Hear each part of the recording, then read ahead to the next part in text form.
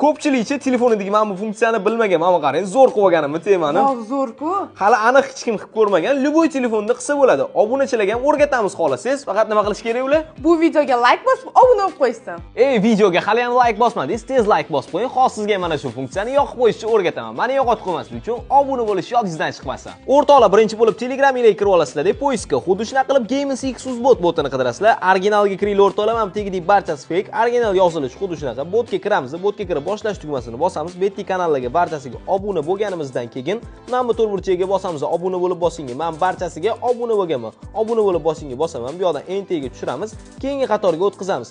Keyingi qatorga o'tkazganimizdan so'ng ajoyib menyu joyi bor. Mana shuni ustiga bitta bosib yuklab olsanglar bo'ladi. Xo'p o'rtoqlar, ilovani yuklab olganlardan keyin botdan mana buni ikkinchisiga o'tkazasizlar deb ptichkani bosib yuborasizlar. Ptichkani bosganimizdan keyin ozgina kutamiz, zagruzka bo'ladi. 10 ga o'tkazamiz-da, ilovani o'ziga kiramiz. Kirganimizdan so'ng mana bu ekran stili bor. Mana shu stilga bosasizlar deb mana 3D ga o'tkazib qo'yasizlar buni. Ozgina kutamiz, zagruzka bo'lishini. Keyin mana orqaga chiqadigan bo'lsa, mana bunaqa takoy tema qo'yiladi. Mana bu videoni sizga ham qo'yib berdim. Mazza qilib ishlataverasiz. Mana endi ikkalamizning temamiz bir xil bo'ldi. Videoni tez o'rtoqlar barcha do'stlaringizga jo'natib qo'yinglar. Sizlar ham bu funksiyadan foydalaninglar.